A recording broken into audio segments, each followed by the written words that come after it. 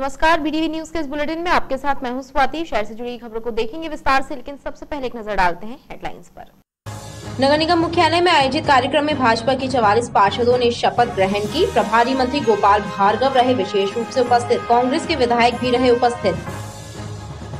Medical के बच्चा ward के बाहर खंबे की डीपी में शॉर्ट सर्किट से लगी आग बच्चा वार्ड तक पहुंची। मेडिकल में मचा हड़कंप, समय रहते आग पर पाया गया काबू। और आमनपुर में वृद्ध महिला को मौत के घाट उतारा। घर के कमरे में फर्श पर मिला महिला का पैर बंधा शव। पुलिस ने मौके पर पहुंचकर शुरू की जांच। घटना से इलाके में दहशत और सनसनी का माहौल। एसपी सिद्धार्थ बहुगुणा भी मौके पर पहुंचे।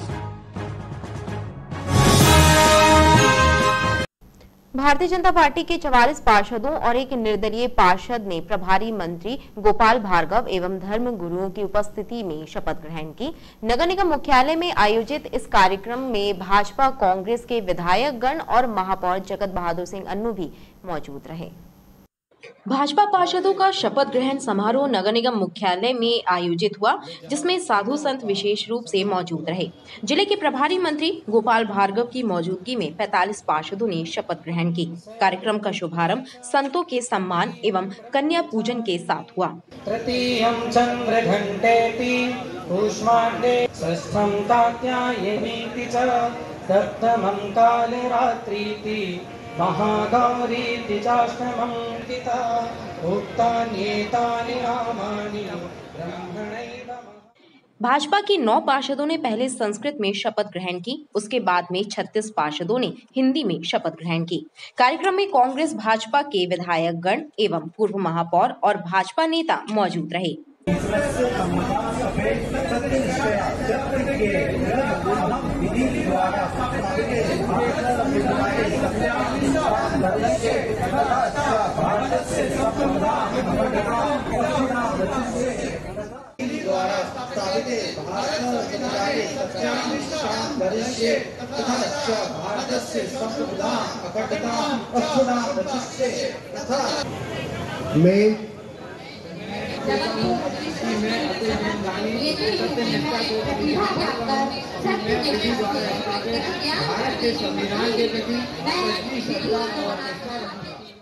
अपने उद्बोधन में प्रभारी मंत्री गोपाल भार्गव ने कहा कि भाजपा और कांग्रेस के पार्षद मिलकर शहर विकास का कार्य करें। प्रदेश सरकार की ओर से हर संभव मदद की जाएगी, कोई भेदभाव नहीं किया जाएगा। जबलपुर में मध्य प्रदेश का सबसे लंबा फ्लाईओवर बन रहा है। 2 और फ्लाईओवर बनेंगे। इसी वर्ष उनका कार्य प्रारंभ हो जाएगा। सरकार ने प्रयास करके और केंद्र की मदद से 2 फ्लाईओवर और मंजूर किए। आज शपथ विधि समारोह के दिन में आपको सूचना देना चाहता हूं कि जबलपुर जिले के अंतर्गत जबलपुर मंडला मार्ग के मध्य में एक फ्लाईओवर जिसकी लंबाई 800 मीटर है, 48 करोड़ रुपए की राशि से पुल जल्दी से जल्दी फ्लाईओवर बनेगा। इसी तरह से जबलपुर जिले के अंतर्गत हमीद चौक से सुहागी महाराजपुर तगाधार तक फ्लाईओवर 750 मीटर, ये 45 करोड़ रुपए की लागत से इसी साल हम उसका काम लगा के आपको देंगे। राज्य सरकार और भारत सरकार के सहयोग से गडकरी जी तो ऐसे हैं, मैं आप वो तो ऐसे विकास पुरुष है जितना अपन मांगो उतना ही करो, और इसलिए मैं सांसद जी की सहायता से। महापौर अन्नू सिंह ने कहा कि दलगत राजनीति से ऊपर उठकर शहर विकास के सहभागी बनेंगे। जनता से किए गए वादों को पूरा करना प्रत्येक पार्षद का कर्तव्य है। जबलपुर शहर की हमारे संस्कार धानी के हमारे नागरिक, जिनके आशीर्वाद से उस वहां पर, यहाँ सामने और यहाँ पर, ये सब आप लोगों के आशीर्वाद से आज यहाँ पर बैठे मैं आप सबको बहुत बहुत प्रणाम करता हूँ, नमन करता हूँ। सभी निर्वाचित पार्षदों को बहुत बहुत बधाई, ढेर सारी शुभकामनाएं। आज हम सब इस शपथ के बाद एक जिम्मेदारी के साथ जबलपुर शहर के लिए जुड़ गए हैं। कल भी मैंने यही बात की थी। ये चुनाव जो आम जनता हमको चुन के भेजती है, उनकी अपेक्षा होती है और हम उनसे बहुत सारे वादे भी करते हैं। हम उनसे कह के आते हैं कि आपको क्या क्या चाहिए वो हम सब आपको देंगे। ये तभी संभव होता है जब ये नगर निगम का भूतपूर्व प्रांगण, यहां पर जब हम सब मिलकर एक साथ उस वादे को, अपने वादों को पूरा करने के लिए एकजुट होकर शहर की सेवा में लगते हैं। भाजपा विधायक अशोक रोहानी ने कहा, सभी 16 जोन कार्यालयों में एक फायर ब्रिगेड, एम्बुलेंस और शव वाहन खड़े किए जाएंगे। ऐसा प्रस्ताव भाजपा पार्षद सदन में रखेंगे। आज आपने जो शपथ ली है, जनता के सामने जो आपने वादे किए हैं, उसको विनम्रता पूर्वक सदन में उठाकर अपनी सक्रियता के माध्यम से अपने वार्ड में काम करें। और अगर वार्ड में सुख दुख में अगर कोई सबसे पहले किसी को याद करता है तो वार्ड के पार्षद को याद करता है। इसलिए हर उस नागरिक जिसने आपको वोट दिया हो चाहे नहीं दिया हो, उसके सुख दुख में हमेशा शामिल रहना। आप निश्चित रूप से दूसरी सीढ़ी भी चढ़ेंगे और तीसरी सीढ़ी भी चढ़ेंगे। ये मैं आज आपको शुभकामनाएं देता हूं। भाजपा पार्षद दल का शपथ ग्रहण समारोह वंदे मातरम से प्रारंभ हुआ और राष्ट्रगान के साथ कार्यक्रम का समापन हुआ। हॉस्पिटल अग्निकांड में दिवंगत हुए लोगों को श्रद्धांजलि भी अर्पित की गई। 2022 राष्ट्रमंडल खेलों में गोल्ड मेडल जीतने वाली खिलाड़ी अंचिता शेरली के जबलपुर आगमन पर हुआ भव्य स्वागत। वेट लिफ्टिंग खिलाड़ी भारतीय सेना में हवलदार हैं और जबलपुर में 1 STC में तैनात हैं। 2022 राष्ट्रमंडल खेलों में गोल्ड मेडल प्राप्त करने वाले वेट लिफ्टिंग खिलाड़ी अंचिता शेरली के नगर आगमन पर सेना के जवानों ने रैली निकालकर खुशी जाहिर की। अंचिता शेरली भारतीय सेना में हवलदार हैं और जबलपुर में 1 STC में तैनात हैं। खिलाड़ी के सम्मान में निकाली गई तिरंगा यात्रा का जगह जगह स्वागत किया गया।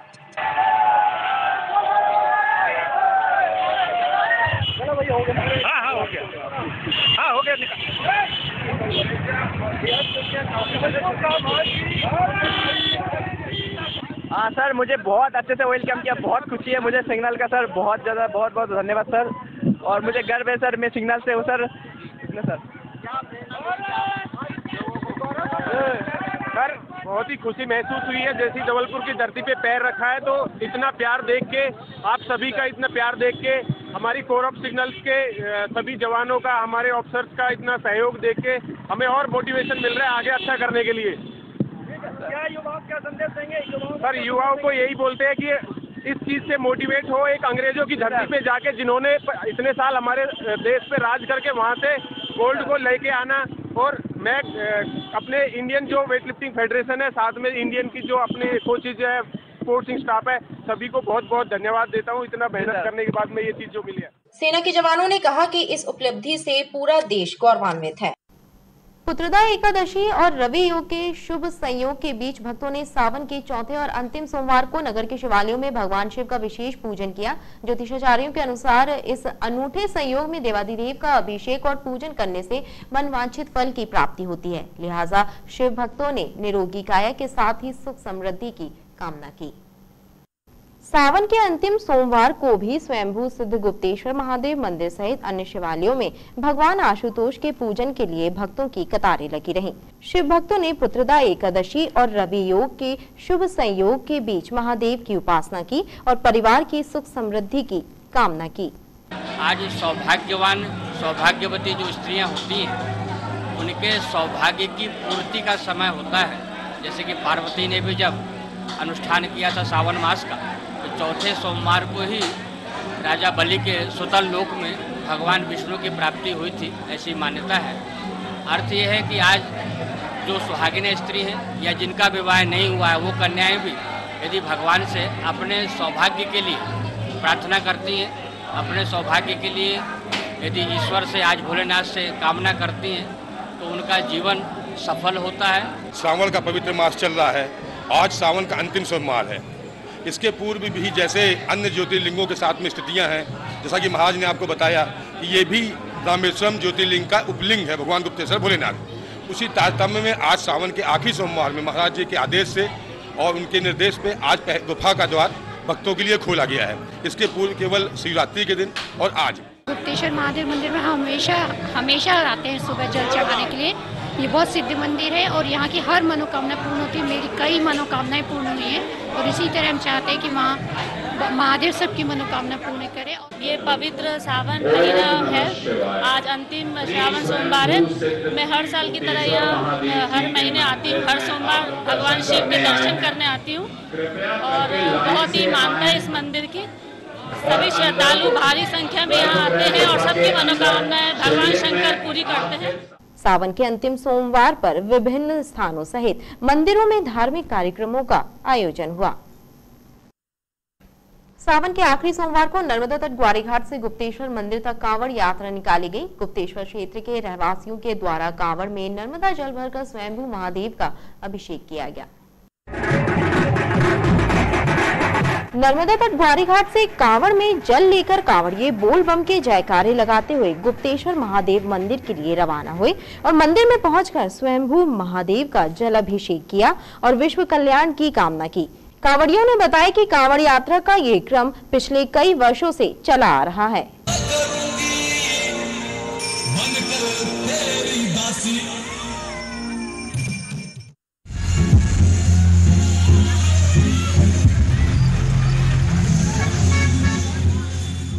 प्रतिवर्ष हम लोग श्रावण मास के आखिरी सोमवार को ये शिव जी के जलाभिषेक के लिए मां नर्मदा से जल लेकर अभिषेक करने हेतु हम लोग जाते हैं और क्षेत्र के सारे नागरिक साथ में रहते हैं। मनोकामना कांवड़ का यही उद्देश्य है कि सभी की मनोकामना पूर्ण हो। हम लोग ऐसे ही भोले बाबा से प्रार्थना करते हैं, भोले बाबा सबकी अपनी अपनी मनोकामना पूरी करें। सीएम हेल्पलाइन के लंबित मामलों का निराकरण जल्द से जल्द करने के कलेक्टर द्वारा टीएल बैठक में अधिकारियों को निर्देश दिए गए हैं। कलेक्टर इलैयाराजा टी ने टीएल मीटिंग में हर घर तिरंगा और अंकुर अभियान को सफल बनाने के लिए लोगों की सहभागिता सुनिश्चित कराने के भी निर्देश दिए हैं। कलेक्ट्रेट कार्यालय में आयोजित हुई टीएल बैठक में कलेक्टर इलैयाराजा टी ने हर घर तिरंगा अभियान अंकुर अभियान की समीक्षा की और इसे सफल बनाने के निर्देश दिए। वहीं डिप्थीरिया की जानलेवा बीमारी से मुक्ति दिलाने के लिए जिले में 16 से 31 अगस्त तक चाइल्ड वैक्सीनेशन अभियान चलाने संबंधी निर्देश दिए हैं और सभी अधिकारियों को भी इसे सफल बनाने का संकल्प दिलाया। इसमें 90,000 बच्चों को वैक्सीन लगाई जाएगी। सकता है पब्लिक को कैसे मैसेज दे सकते हैं, ये सारे आप देखिए। अगेन 13, 14, 15 में स्पेशली मतलब है ना आपकी कितने भी गतिविधियां हो रही है, नेक्स्ट 3-4 डेज की गतिविधियां निर्धारित है, वो सारे गतिविधि को प्रॉपर्ली हमको इंटीमेट भी करिए। जन संपर्क को भी ये डायरेक्शन है कि मतलब इसको सारे डेली बेसिस पे डिपार्टमेंट वाइज करके मतलब कॉलेज बना करके मतलब है ना यहाँ देंगे और मेरा भोपाल भी भेजेंगे। आज टीएल मीटिंग की शुरुआत हर घर तिरंगा महोत्सव के समीक्षा के साथ की गई। इसमें सभी डिपार्टमेंट्स को ये बोला गया है कि राज्य शासन द्वारा जो कल कैलेंडर जारी किया गया है इस स्वतंत्रता सप्ताह को मनाने के लिए, उस कैलेंडर के अनुसार गतिविधियां करें, जिसमें कि अपने ऑफिसेज की सफाई, साज सजावट है और साथ ही प्रमुख स्थानों पर लाइटिंग, डेकोरेशन है, बाइक रैली, प्रभात फेरी, ये सभी एक्टिविटीज़ जो ऑलरेडी हमारे ज़िले में हो रही हैं उन सबको इस कैलेंडर के साथ अलाइन करें। सेकेंडली सभी डिपार्टमेंट्स को ये भी बोला गया है कि जो नगर निगम के विक्रय केंद्र हैं वहाँ पे झंडे अवेलेबल हैं, सब में ये बात इसको बताएं भी और झंडे क्रय करने के लिए लोगों को प्रोत्साहित करें। सभी को 15 अगस्त में जिनको भी अपने कर्मचारियों को प्रशस्ति पत्र दिलवाना है वो अभी से ही उनका नाम एडीएम कार्यालय में भेजना शुरू कर दें, ऐसा कलेक्टर महोदय के निर्देश थे। सेकेंड बात की गई अंकुर अभियान के बारे में। अंकुर अभियान में सभी लोग जो है रजिस्टर करें और इसमें वृक्षारोपण करें। 10 तारीख को जो माननीय मुख्यमंत्री जी जबलपुर संभाग के साथ वर्चुअली जुड़ रहे हैं प्लांटेशन के लिए, उसमें सभी विभागों की सहभागिता तय की गई। थर्ड बात की गई सीएम हेल्पलाइन पे। सीएम हेल्पलाइन में जो डिपार्टमेंट्स हैं उनको अभी काम करना है, जो अभी थोड़ा पीछे चल रहे हैं उनको सर के द्वारा कहा गया कि आने वाले समय पे भले ही त्यौहार हैं लेकिन सीएम हेल्पलाइन को भी प्राथमिकता देते हुए इस पर काम करते रहें।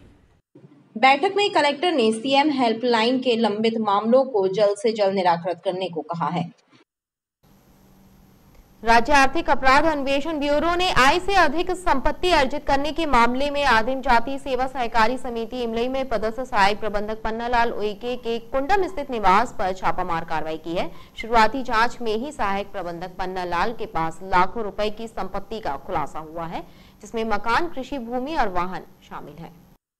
राज्य आर्थिक अपराध अन्वेषण ब्यूरो की टीम ने आय से अधिक संपत्ति के मामले में एक बार फिर बड़ी कार्रवाई को अंजाम दिया है। ईओडब्ल्यू की टीम ने आदिम जाति सेवा सहकारी समिति के सहायक प्रबंधक पन्नालाल उइके के विरुद्ध आय से अधिक संपत्ति अर्जित करने की शिकायत पर प्रकरण दर्ज कर न्यायालय से सर्च वारंट जारी कराकर उनके कुंडम स्थित निवास और इमलई स्थित आदिम जाति सेवा सहकारी समिति के कार्यालय में सर्चिंग अभियान शुरू किया है।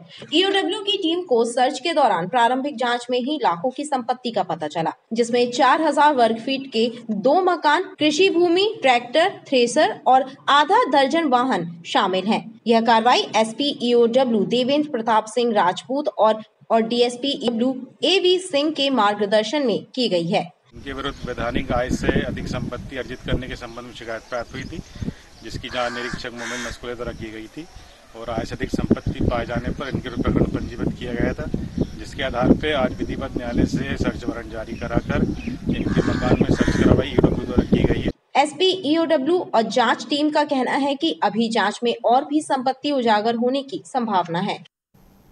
दूध की दरों में एक बार फिर से हुए इजाफे ने लोगों की मुश्किलें बढ़ा दी हैं। जबलपुर में अब दूध के दाम 66 रुपए प्रति लीटर हो गए हैं, जिसके कारण गृहिणियों की रसोई का बजट बिगड़ गया है। शहरवासियों का कहना है कि दूध माफियाओं के द्वारा बढ़ती महंगाई का हवाला देकर दूध के दामों में वृद्धि की जा रही है और प्रशासन का उन पर कोई नियंत्रण नहीं है। दूध माफियाओं की मनमानी फिर से शुरू हो गई है और उसका नतीजा ये है कि जबलपुर में फिर से दूध की दरें बढ़ गई हैं और दूध 66 रुपए प्रति लीटर की दर से बिक रहा है, जिसके कारण लोगों के घरों का बजट भी बिगड़ने लगा है। शहरवासियों का कहना है कि दूध उत्पादकों के द्वारा पिछले कुछ महीनों में दूसरी बार दाम बढ़ाए गए हैं, जो कि लगभग 3 से 4 रुपए की वृद्धि है। पहले प्रशासन के द्वारा 62 रुपए निर्धारित किए गए थे, लेकिन एक बार फिर से दूध डेयरी संचालकों के द्वारा मूल्य वृद्धि बिना प्रशासन को जानकारी दिए कर दी है। भैया इस वर्षा काल में देखो तो हमेशा जो पुरातन चला आ रहा है उसमें ये कि वर्षा काल के समय रेट कम हो जाते हैं।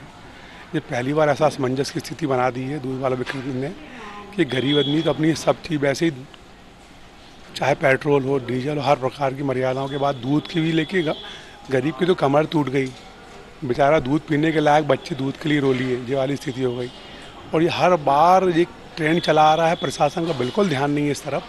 इस ट्रेंड के भांति उनने हर 6 महीने में, हर 3 महीने में, अभी बढ़ाए थे मुश्किल से 3 महीने नहीं हुए, फिर अभी 2-3 महीने हो गया, फिर अब 70 भी होगा, 80 भी होगा। प्रशासन का कोई ध्यान नहीं है। दिन पे दिन महंगाई बढ़ती जा रही है और किसी गरीब की तरफ ध्यान नहीं दिया जा रहा। गरीब आदमी हमेशा कमाएगा, रोज कमाएगा, कितना दूध लेगा, 70 रुपये 75 रुपये रोज आएगा, तो गरीब आदमी तो कभी चाय पी नहीं पाएगा। और हमेशा महंगाई तो दिन पे दिन अपना काम दिखाई रही है, इसमें शासन का कोई ध्यान नहीं कि क्या हो रहा है क्या नहीं हो रहा है। हमारा तो यही कहना है कि भैया देखा जाए तो सबको एक सी नज़र से देखो। आज 70, आज 120 रुपये लीटर हो गया, आने वाले में 150 हो जाएगा, तो क्या होगा? इसमें गरीब तो मारा जाएगा ना, गरीब तू मारा जाएगा। कारण ये मानते कि ये तो बिगड़ जाता है, कुछ भी हो गया, और गरीब लोगों के लिए, आम पब्लिक के लिए पहले से बताना रहा और आम पब्लिक परेशान हो रही है। बिगड़ बताइए 66 रुपये कितना हो गया दूध का रेट, 66 रुपये रेट हो गया है। ये चीज़ प्रशासन इस ओर ध्यान दे। वहीं दूध विक्रेता बढ़ती महंगाई का हवाला देकर महंगाई की आड़ में अपनी मनमानी पर आमादा है। उनका कहना है कि खली चुनी भूसा और पेट्रोल डीजल महंगे होने का असर दूध के दामों पर भी पड़ा है। दाने भूसे की महंगाई सबसे मुख्य कारण, दाने भूसे की महंगाई। जो दाना पहले 17 रुपये किलो था, 15 रुपये किलो था, राहर चुनी अभी वो 25 रुपये किलो है, खली सरसों खली वो 30 रुपये किलो है, आपका ये भूसा 400 रुपये मन है। बहुत महंगाई है, लेबर अलग महंगी है, पेट्रोल डीजल की महंगाई है, वहाँ से भैंस अलग महंगी आ रही है। डेयरी व्यवसाय महंगाई की मार से ग्रसित हो चुका है। हाँ, नहीं बढ़ेंगे तो डेयरी व्यवसाय बिल्कुल खत्म हो जाएगा जल्द से जल्द। शहरवासियों ने जिला प्रशासन से दूध की दरों पर अंकुश लगाने की मांग की है। इलेक्ट्रिसिटी अमेंडमेंट बिल के खिलाफ बिजली विभाग के कर्मचारी अधिकारियों ने आंदोलन का शंखनाद कर दिया है। इसी श्रृंखला में ऑल इंडिया इलेक्ट्रिकल एसोसिएशन के आह्वान पर कर्मचारी अधिकारियों ने 1 दिवसीय हड़ताल की। वहीं बिल लागू होने पर अनिश्चितकालीन हड़ताल करने की चेतावनी दी है।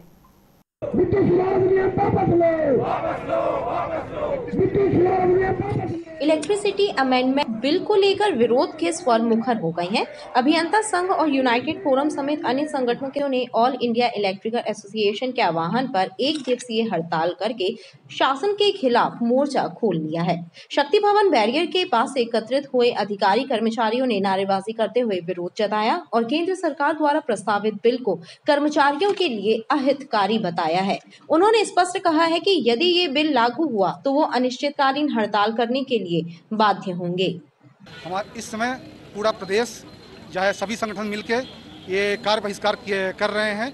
जो हमारे ऑल इंडिया नेशनल लेवल पे AIPF, नस्कॉम ये सभी का आह्वान है, जिस पे हमारा पूरे कार्यालय पूरे हर क्षेत्र में आज पूरा बहिष्कार किया जा रहा है। सभी अपने कार्यालय में बाहर खड़े होकर कार्य का बहिष्कार कर रहे हैं तथा पूर्ण रूप से शांतिपूर्ण रूप से इसका आंदोलित हैं तथा अगर यह मांग कर रहे हैं कि अगर संसद में यह बिल आज पेश होता है तो पूरा देश अनिश्चितकालीन हड़ताल के लिए चला जाएगा। जब फ्री बिजली फ्री आदमी कर दोगे तो सरकार भी फ्री हो जाएगी। बिजली कर्मचारियों की ये मांग है कि ये सरकार फ्री बिजली का वादा बंद करे और जो हमारी कास्ट आ रही है उस पे हमारा प्रॉफिट जोड़ के जो हमारा दाम बन रहा है वो बिजली का दाम दे। अन्यथा आने वाले समय में निजीकरण कोई समस्या का निदान नहीं है। हम लोगों को सौंप दे, मध्य प्रदेश विद्युत मंडल के जो तमाम कंपनियां हैं उनको सौंप दे। आज जो घाटा है वो राजनेताओं की वजह से है। इस बिल के आने के बाद जो है उपभोक्ताओं, इंडस्ट्रीज सभी पे बहुत विपरीत असर पड़ेगा।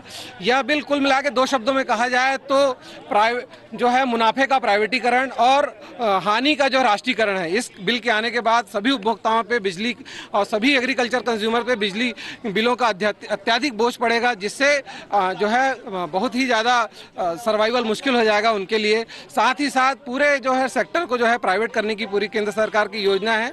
इस योजना को हम किसी भी प्रकार से सफल होने नहीं दे सकते। इस कारण जो है पूरे प्रदेश में नेशनल लेवल पे हमारे AIPF के कॉल पे हमने इसको कार्य बहिष्कार को जो है कॉल किया हुआ है। संगठन के सदस्यों ने कहा कि विद्युत विभाग का निजीकरण बर्दाश्त नहीं किया जाएगा। आजादी के अमृत महोत्सव की बेला में स्वास्थ्य विभाग ने जिला चिकित्सालय से एक स्वास्थ्य जागरूकता रैली निकाली, जिसने शहर भ्रमण करते हुए लोगों को संक्रामक बीमारियों से सचेत रहने का संदेश दिया। लोगों को डेंगू, मलेरिया, चिकनगुनिया जैसी संक्रामक बीमारियों से सचेत करने के लिए स्वास्थ्य विभाग ने विक्टोरिया हॉस्पिटल से एक जागरूकता रैली निकाली। इस रैली को स्वास्थ्य विभाग के अधिकारियों ने हरी झंडी दिखाकर रवाना किया।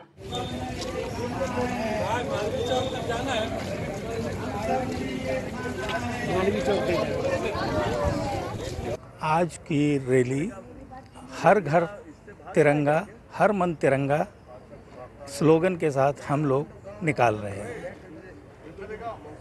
जैसा कि हम जानते हैं कि तिरंगा हमारे जीवन में एक अति महत्वपूर्ण स्थान रखता है। लोगों को जागरूक करने के लिए ये तिरंगा यात्रा आयोजित की जा रही है। हम लोगों ने स्वास्थ्य विभाग में मलेरिया विभाग की तरफ से ये रखा है कि आने वाले सीजन में डेंगू, चिकनगुनिया, मलेरिया जैसी बीमारी ना फैलें, इसके साथ ही लोगों को जागरूक किया जा सके। हाथों में तिरंगा लेकर निकले स्वास्थ्य कर्मियों ने राष्ट्र प्रेम और स्वस्थ राष्ट्र दोनों की अलख जगाई। 17 सितंबर को विश्वकर्मा जयंती के उपलक्ष्य में निकाली जाने वाली शोभा यात्रा की तैयारियों के संबंध में विस्तृत चर्चा करने के लिए तुलाराम चौक स्थित मंदिर में जबलपुर विश्वकर्मा संगठन की बैठक आयोजित हुई। जबलपुर विश्वकर्मा संगठन की बैठक तुलाराम स्थित मंदिर में संपन्न हुई। समाज के सदस्यों ने बताया कि 17 सितंबर को भव्य शोभा यात्रा निकाली जाएगी, जिसकी तैयारियों को लेकर चर्चा की गई। विभिन्न समितियां भी शोभा यात्रा में सम्मिलित होंगी। यह बैठक का उद्देश्य था कि हमारी 17 सितंबर 2022 को जो शोभा यात्रा निकाली जानी है उसका वृहद रूप कैसे तैयार किया जाए और कैसे हम लोग उसमें अपना जन समूह और झांकियाँ एकत्रित करके और जन सैलाव के साथ नगर भ्रमण में निकले। और इसके लिए हमारे साथ कम से कम 16 समितियों ने भाग लिया और जिन समितियों में सचिव, अध्यक्ष सभी ने यह सहमति दी कि हमारी झांकियाँ आपके शोभा यात्रा में शामिल होंगी। बैठक में विश्वकर्मा समाज के सदस्य बड़ी संख्या में शामिल रहे। मेडिकल अस्पताल के बच्चा वार्ड में उस वक्त हड़कंप मच गया जब अचानक बच्चा वार्ड के बाहर स्थित विद्युत पोल की डीपी में शॉर्ट सर्किट से आग लग गई। खंबे से उठी चिंगारियां बच्चा वार्ड तक भी पहुंच गई, जिसके बाद बच्चा वार्ड में भर्ती बच्चों के परिजन अपने अपने बच्चों को लेकर वार्ड से बाहर आ गए। वहीं सूचना मिलते ही दमकल के 4 वाहन भी मौके पर पहुंच गए और आग पर काबू पा लिया। इधर कलेक्टर एवं संभागायुक्त ने भी अस्पताल पहुंचकर घटना की जानकारी ली और अधिकारियों को निर्देश दिए। मेडिकल अस्पताल के बच्चा वार्ड के बाहर लगे खंबे में अचानक शॉर्ट सर्किट से आग लगने की घटना सामने आने के बाद अस्पताल परिसर में हड़कंप मच गया। खंबे में लगी आग बच्चा वार्ड तक पहुंच गई और लोग वार्ड में भर्ती बच्चों को लेकर वार्ड से बाहर आ गए। हालांकि समय रहते दमकल वाहन मौके पर पहुंच गए और आग पर काबू पा लिया गया। बताया जा रहा है कि 2 दिन पूर्व भी खंबे में शॉर्ट सर्किट हुआ था, जिसकी शिकायत बिजली विभाग को की गई थी, लेकिन सुधार कार्य नहीं हुआ। लिहाजा ये घटना सामने आई है और एक बड़ा हादसा होते होते बच गया।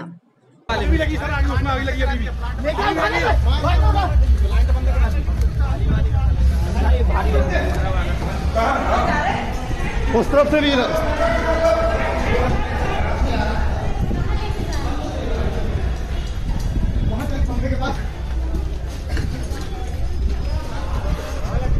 बेटा इसको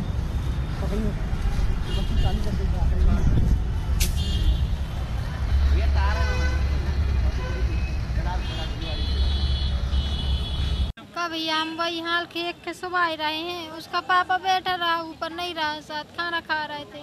जो मम्मी पापा बैठे हैं सभी, कोई उसको सांप ने काटा, आग ही लग रही थी।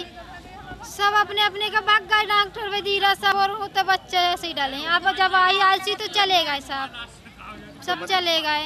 धुआं वगैरह उठने लगा था क्या भैया? आग लगी तो धुआं वगैरह आया है भैया। हम तो अपने बच्चे, हमें तो बच्चे के पारे रहे हैं, बच्चा के अंदर तो नक भी लगी रही। अब सिल्ली तो हम ला नहीं पाए अपने बच्चे को। धुआं उठा। हाँ, धुआं उठे तो भागे। मैडम बोल रही थी कि न ले जाओ बच्चे, हम ही हाँ भागे अपने अपने के सब लोग बाहर। कहाँ से आई हो आप? हम लोग आए हैं इतने से ग्वारी घाट से बच्चा को लेके। केबल में वो शॉर्ट सर्किट हुआ था। तो क्या हुआ फिर उसमें फिर आगे बुझाई उसको जाके उसमें उससे कौन लोगों ने बुझाया इसको? कुछ मेन जो थे वो गार्डों ने और हम लोगों ने बुझाया है। बच्चे वगैरह सब? बच्चे सब अच्छे सुरक्षित रहे, क्या वहाँ तक आगे पहुँचने नहीं दी। पहली बात हाँ, बड़ा हादसा होने की संभावना थी। हाँ होती, वो उस केबल के अंदर जाती वो तो होता ही। वहीं घटना की सूचना मिलने के बाद मौके पर संभागायुक्त पी चंद्रशेखर और कलेक्टर इलैयाराजा टी भी पहुंचे और मरीजों का हाल जाना एवं घटना की जांच के निर्देश दिए हैं।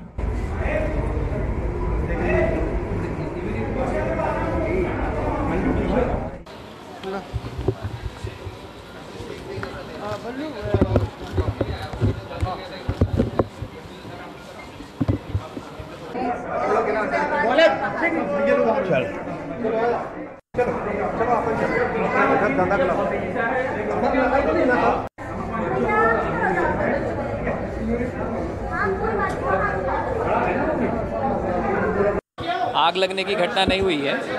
जहाँ से वार्ड में कनेक्शन है वहाँ पर स्पार्क हुआ। वो स्पार्किंग के कारण जो बिजली चली गई है वार्ड की, क्योंकि वहाँ पे जो वायरिंग में डैमेज हुआ है। हाँ, 2 दिन पहले भी मुझे सूचना मिली कि वहाँ स्पार्किंग हुई थी और उसमें इलेक्ट्रिकल इंजीनियर को बुलाया भी गया था और उन्होंने वो सुधार उनको जाकर देखा भी था। मैं यहाँ पता करना होगा कि उन्होंने जो आवश्यक सुधार है वो किया या था ही नहीं था। अब इसलिए यहाँ पे आए हैं कि बाकी जो सुरक्षा के इलेक्ट्रिक सेफ्टी के हिसाब से भी बाकी चीज़ें भी देखें, बाकी वार्डों में भी कैसी स्थिति वो देखें। भले ही आग की घटना नहीं हुई, लेकिन ये ज़रूरी है कि हम ये एहतियात बरतें और ये देखें कि इस तरह की पुनरावृत्ति ना हो। अभी सब कंट्रोल में। गार्डों का क्या इशू है? गार्डों का अच्छा काम, टीम ने भी है ना, नहीं अच्छी बात है। जो उनका तो दायित्व उन्होंने निभाया वो अच्छी बात है। हम लोग अभी है ना इसके बाद लगातार इसको निगरानी बनाए रखे हैं। लगातार है ना मॉक ड्रिल्स भी है ना हो रही है। आज भी एक छोटा सा है ना स्पार्क हुआ था, उसके इमीडिएटली है ना स्टाफ ने अच्छे से हैंडल किया है। इवन एवाकुएशन भी, मतलब है ना उस पर्टिकुलर वार्ड से ना जैसे इमीडिएटली बच्चे को एवाकुएशन होना चाहिए था वो सारा भी है ना प्रॉपरली हुआ है। राइट। बट हमको है ना मतलब और अच्छे से इसका पूरा, जैसे कि हम लोग है ना मेडिकल कॉलेज भी देख रहे हैं, डिस्ट्रिक्ट हॉस्पिटल्स, गवर्नमेंट इंस्टीट्यूशंस और इवन प्राइवेट इंस्टीट्यूशंस कितने भी हैं, और क्या क्या चीज़ें हम लोग है ना शॉर्ट टाइम पे बदल सकते हैं, चीज़ों को इम्प्रूव कर सकते हैं, वो सारे चीज़ें करें ना। टीम ने अटेंड किया, जैसे कमिश्नर ने बताया है, मतलब इमीडिएटली उसको है ना प्रपोजल्स है ना बनाए हैं, उसका तत्काल केबल का है ना बदलना है, उसका केबल जल्दी बदल जाएगा। कोई शिफ्ट नहीं किया गया, मतलब इमीडिएटली नीचे है ना, मतलब जैसे ये हुआ था एवाक्यूएशन हुआ था, बट इमीडिएटली इलेक्ट्रिसिटी रिस्टोर्ड हो गया था, मतलब अभी सारे बच्चे इमीडिएटली वापस चले। गौरतलब है कि हाल ही में चंडाल भाटा स्थित न्यू लाइफ मल्टी स्पेशलिटी अस्पताल में भी आग लगी थी और उसमें 8 लोगों की मौत हुई थी। उस घटना के बाद मेडिकल में आग की खबर से लोग दहशत में आ गए, लेकिन गनीमत रही कि एक बड़ा हादसा टल गया। मदन महल थाना क्षेत्र आमनपुर में रहने वाली 65 वर्षीय वृद्ध महिला की नृशंस हत्या कर दी गई। महिला का शव उनके घर के एक कमरे में जमीन पर पड़ा मिला। महिला के हाथ पांव भी बंधे पाए गए और कमरे का सामान भी बिखरा पाया गया। महिला अपने पति के स्वर्गवास के बाद घर में अकेली रहती थी। उनके घर के ऊपरी हिस्से में 3 किराएदार भी रहते हैं। हत्या की इस वारदात से पूरे इलाके में दहशत का माहौल है। मदन महल थाना अंतर्गत आमनपुर काली मठ मंदिर रोड पर रहने वाली 65 वर्षीय महिला केसर चौक से की नृशंस हत्या कर दी गई। वृद्धा का शव घर के एक कमरे में जमीन पर पड़ा मिला। घटना की जानकारी लगने के बाद पुलिस अधिकारी कर्मचारी घटना स्थल पर पहुंच गए।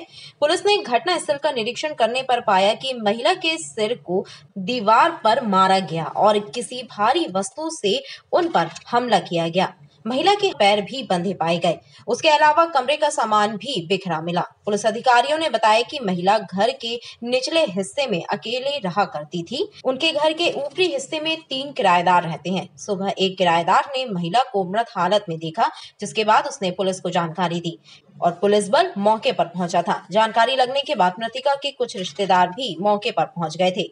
इधर SP Siddharth Bahuguna, SSP Gopal Khandel, ASP crime summer Verma भी क्राइम ब्रांच की टीम के साथ घटना स्थल पहुंचे और घटना स्थल का बारीकी से निरीक्षण करते हुए हत्या की वजह और हत्यारों की पतासाजी के लिए उचित दिशा निर्देश दिए। तो कल रात्रि की घटना ये है, कोई अज्ञात व्यक्ति के द्वारा हमला करके और घर में घुसकर और स्टैबिंग करके इनकी हत्या की है। काफ़ी समय से करीब 1-1.5 साल से महिला अकेली ही रहती थी इनके पति के स्वर्गवास हो जाने के बाद, और इसमें जो भी आरोपी है इसको हम शीघ्रता से पता लगाकर और गिरफ्तार करने का प्रयास कर रहे हैं। मेरे को कोई वजह नहीं लग रही। बुआ थे, बुआ खत्म हो गए, फूफा जी खत्म हो गए तो बुआ अकेली रहती थी बस। क्या नाम है बुआ का? केसर बाई से चौक से। कितने साल हुए? किसके? फूफा जी के 65 साल की होगी। अभी क्या वजह लगती है कि लूट के इरादे थे? हमको तो ऐसा लगता है कि अकेली रहती थी, किसी का होगा सब तो ऐसा हो। हाँ, ऐसा हो गया। हत्या की इस वारदात से पूरे इलाके में दहशत का माहौल है। क्षेत्रीय लोग भी घटना स्थल के आसपास एकत्र होने लगे। बताया जाता है कि पिछले 1 वर्ष से महिला अपने घर में अकेले रह रही थी। उनका एक पुत्र विदेश में रहता है। बहरहाल पुलिस ने मृतिका का शव पोस्टमार्टम के लिए भेजा है और पुलिस हत्या के इस मामले की पड़ताल कर रही है। खबरें लगातार जारी हैं, आप देखते रहिए। देश की आजादी के अमृत महोत्सव के तहत 13 से 15 अगस्त तक मनाए जाने वाले हर घर तिरंगा अभियान के जन जागरण के लिए कैंट विधानसभा क्षेत्र में भारत के नक्शे पर मानव श्रृंखला बनाकर जनप्रतिनिधियों और नागरिकों ने लोगों को अभियान की सफलता के लिए जागरूक करने का प्रयास किया। देश के आजादी के अमृत महोत्सव के अंतर्गत 13 अगस्त से 15 अगस्त तक मनाए जाने वाले हर घर तिरंगा अभियान को लेकर वृहद स्तर पर जन जागरण कार्यक्रम आयोजित किए जा रहे हैं। इसी कड़ी में कैंट विधानसभा के अंतर्गत रांझी इंजीनियरिंग कॉलेज के पास कैंट विधायक अशोक रोहानी और अन्य जनप्रतिनिधियों की मौजूदगी में भारत के नक्शे पर मानव श्रृंखला का निर्माण किया गया।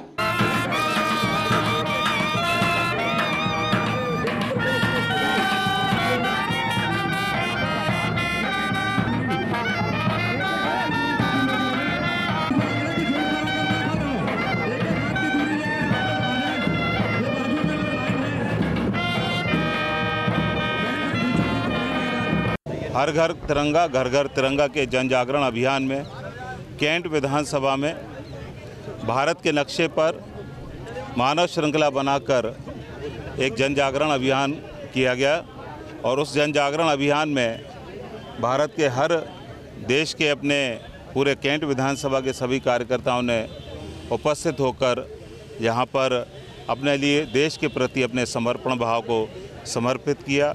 और मैं सभी से अपील करता हूँ कि 13 तारीख से 15 तारीख तक जन जागरण अभियान के तहत अपने घर में तिरंगा जरूर लहराएं और उन शहीदों को श्रद्धा सुमन अर्पित करें, देश के प्रति अपनी निष्ठा को समर्पित करें।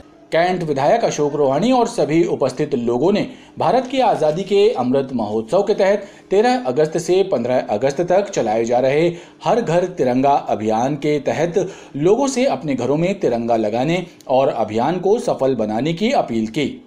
इस दौरान भारत की आज़ादी के लिए सर्वस्व न्योछावर करने वाले सभी शहीदों को श्रद्धा सुमन अर्पित किए गए। देश की आजादी के महापर्व स्वतंत्रता दिवस को इस वर्ष आजादी के अमृत महोत्सव के रूप में मनाया जा रहा है। इस उपलक्ष्य में 13 से 15 अगस्त तक हर घर तिरंगा अभियान मनाया जाएगा। इस अभियान को सफल बनाने के लिए पुलिस अधीक्षक कार्यालय से जिला पुलिस के अधिकारियों और पुलिस जवानों ने एसपी सिद्धार्थ बहुगुणा की उपस्थिति में वाहन रैली निकाली। रैली के माध्यम से पुलिस अधिकारियों कर्मचारियों ने नगर वासियों को हर घर तिरंगा अभियान को सफल बनाने का संदेश दिया।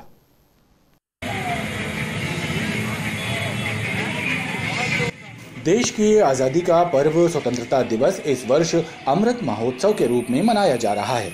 आजादी के अमृत महोत्सव के उपलक्ष्य में 13 से 15 अगस्त तक हर घर तिरंगा अभियान चलाया जाएगा।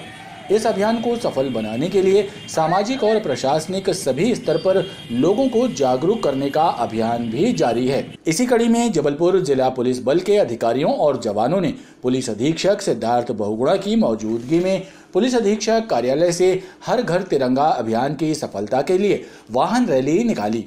पुलिस अधीक्षक सिद्धार्थ बहुगुणा ने वाहन रैली का शुभारंभ किया और जिले के निवासियों से हर घर तिरंगा अभियान को सफल बनाने की अपील की। जबलपुर पुलिस द्वारा पुलिस अधीक्षक कार्यालय से एक तिरंगा वाहन रैली निकाली जा रही है, जो कि शहर के मुख्य मार्गों से होते हुए करीबन 3 से 4 किलोमीटर मार्ग है। वो एक तिरंगा के बारे में जनता को संदेश देगी और मैं समस्त जबलपुर वासियों से भी प्रार्थना करूंगा कि एक तिरंगा जरूर खरीदें और अपने घर पे जरूर उसको लगाएं। पुलिस विभाग की वाहन रैली ने शहर के अलग अलग क्षेत्रों में भ्रमण किया, लेकिन नियमों का पाठ पढ़ाने और हेलमेट अभियान के नाम पर दोपहिया वाहन चालकों पर चालानी कार्रवाई करने वाले विभाग के कुछ कर्मचारी शायद खुद ही हेलमेट पहनने के नियम का पालन करना भूल गए। ऐसे में पुलिस विभाग की वाहन रैली लोगों में जनचर्चा का विषय भी बनी रही।